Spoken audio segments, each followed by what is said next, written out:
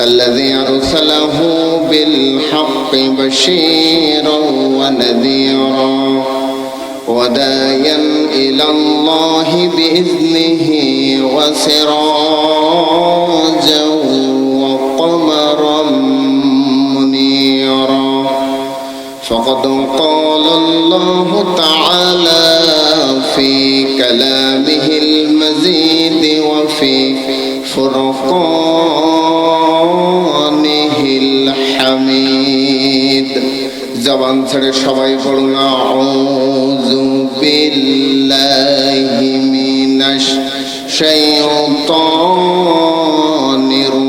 রাজিম বিসমিল্লাহির রহমানির রহিম। সুস্থ রেখে এখানে যে আপনাকে আমাকে বসার মতো যোগ্যতা দিয়েছেন, আশপাশে হাজার হাজার মানুষ ঘোরাফেরা করছে, আল্লাহ তাদেরকে চয়েস করেন নাই জান্নাতি মেহমান হিসেবে, বিদায় তারা আসতে পারেন নাই। আপনাকে আমাকে চয়েস করেছেন, এই কারণে আসতে পেরেছি। এজন্য মহান মনিবের দরবারে প্রাণ খুলে সমস্বরে শুকরিয়া জ্ঞাপন করছি। সবাই পড়ছি আলহামদুলিল্লাহ, আরো জোরে বলছি আলহামদুলিল্লাহ। রব্বানা লাকাল হামদ হামদান কাসীরান তাইয়্যিবান মুবারাকান ফীহি। প্রশংসা করলাম কি কোন নেতার? কার করলাম? কেন করলাম? না না না, তিনি হচ্ছেন আমাদের রব, তিনি হচ্ছেন আমাদের রব। আজকে তিনি যদি যোগ্যতা না দিতেন, বসার মতো স্বস্তি যদি না দিতেন, যদি অসুস্থ থাকতাম, হাসপাতালের বেডে যদি কাতরাতাম, এখানে এসে বসতে কি পারতাম? সুস্থ আছি বিদায় অসুস্থতার যে কি কষ্ট এটা বুঝি না। কথা কোন ঠিক না বেঠিক? এজন্য আল্লাহ রাব্বুল আলামিন আপনাকে আমাকে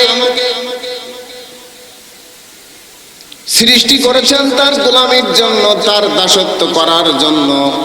আর এই গোলামীর নমুনা হচ্ছে সবচেয়ে বেশি নমুনা, আপনি যে গোলাম, কোন ইবাদতের মধ্য দিয়ে আল্লাহর কাছে আপনি স্বীকৃতি দেন, সেটা হচ্ছে নামাজ। কতক্ষণ এই নামাজ পড়তে গিয়ে আল্লাহ রাব্বুল আলামিন শুরুতেই আপনাকে শিখাচ্ছেন, পড়েন সবাই আমার সাথে ঠোঁট মিলিয়ে। আল্লাহ রাব্বুল আলামিন আপনাকে আমাকে শিখিয়ে দিয়েছেন, সবাই পড়েন আলহামদুলিল্লাহি রাব্বিল আলামিন। আল্লাহ হচ্ছেন তিনি। আল্লাহ এখানে হি রাব্বিল মুসলিমিন বলেন নাই, বলছেন হি রাব্বিল মুমিনিন বলেছেন নাকি? হি রাব্বিন নাস বলেছেন নাকি? তিনি বলেছেন হি রাব্বিল আলামিন। আল্লাহ কি শুধু মানুষের রব নাকি? কথার একটু জবাব দেন। তিনি কি শুধু মুসলমানদের রব নাকি? তিনি কি শুধু মুমিনদের রব নাকি? আল্লাহ রাব্বুল আলামিন বলেন আমি হচ্ছি এমন রব, ও আমার বান্দারা শোনো শোনো শোনো, তোমরা যেটা দেখতে পাও তাদেরও আমি রব।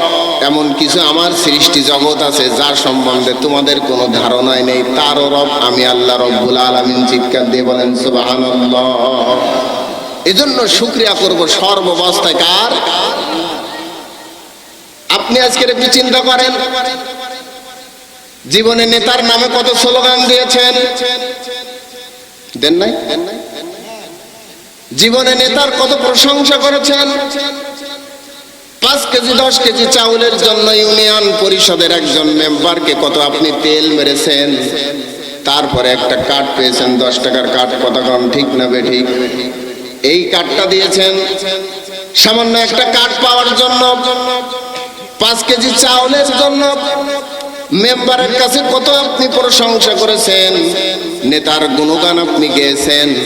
কিন্তু বিপদে যখন আপনি পড়েছেন, দুনিয়ার কোন নেতা কিন্তু আপনার পাশে আসবে না, এটাই স্বাভাবিক।